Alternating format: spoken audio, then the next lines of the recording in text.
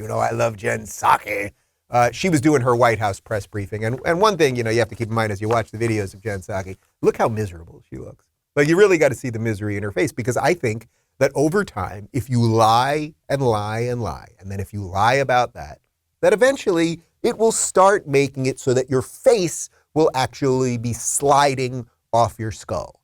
Jen Psaki. Inflation. Sure. Okay.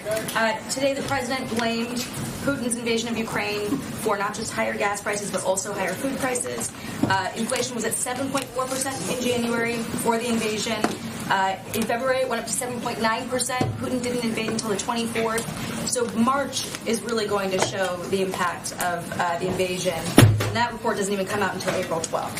So how are people supposed to believe the Putin price hike is to blame for food prices going up when the timeline doesn't add up?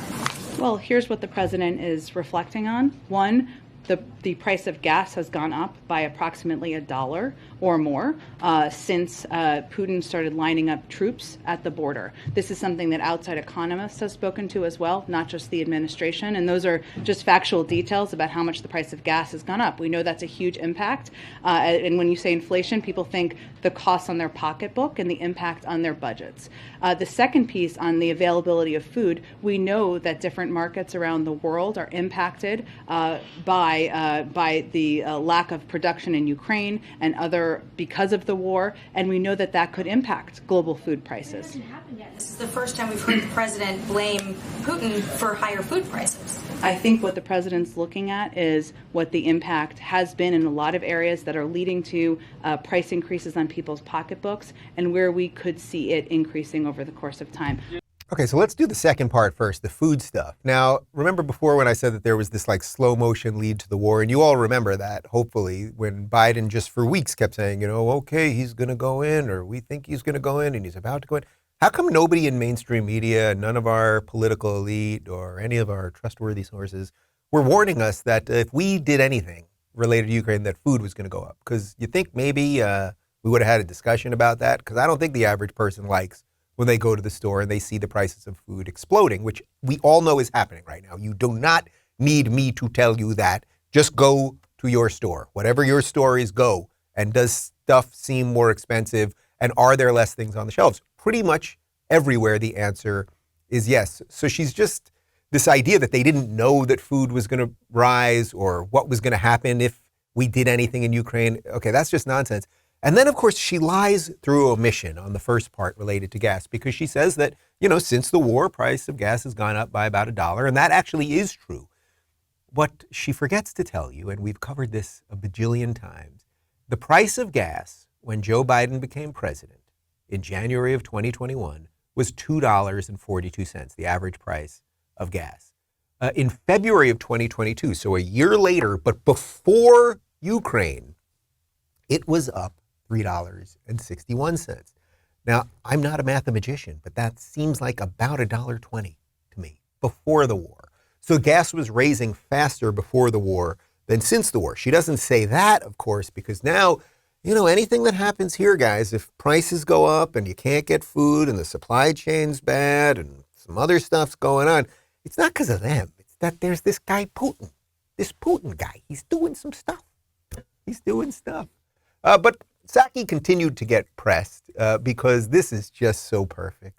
When you want to know what the swamp is, like what is the swamp really? When people talk about the swamp and this giant circle jerk that is our political machine and our media machine.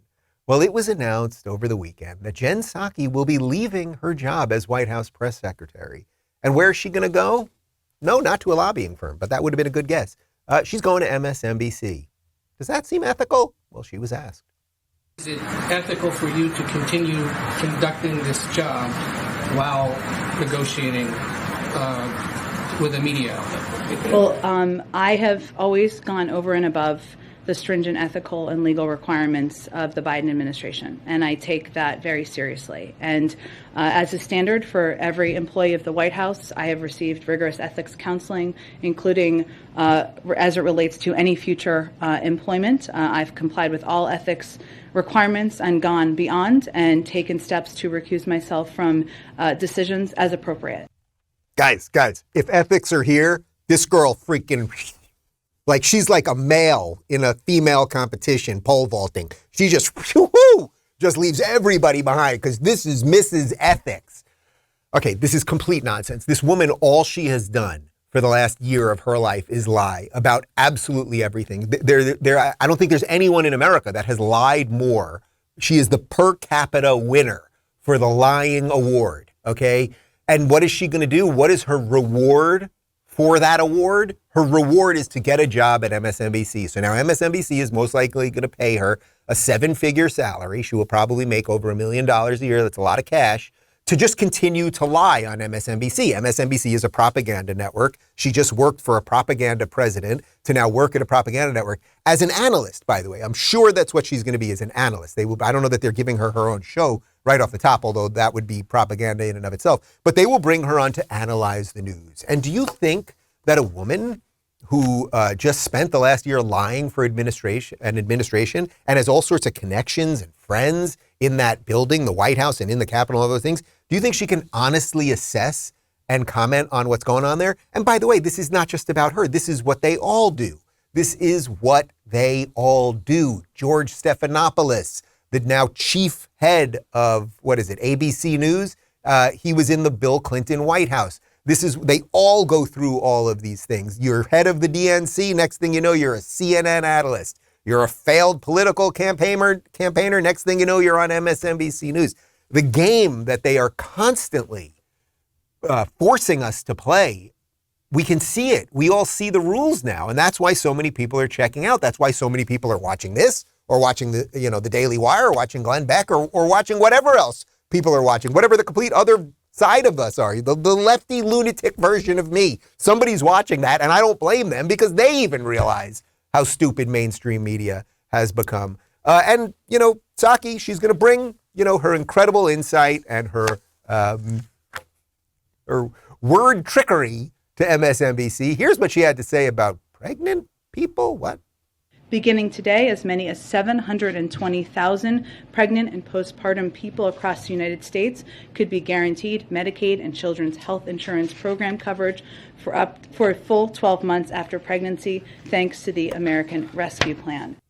Pregnant people. Pregnant people. These used to be known as women.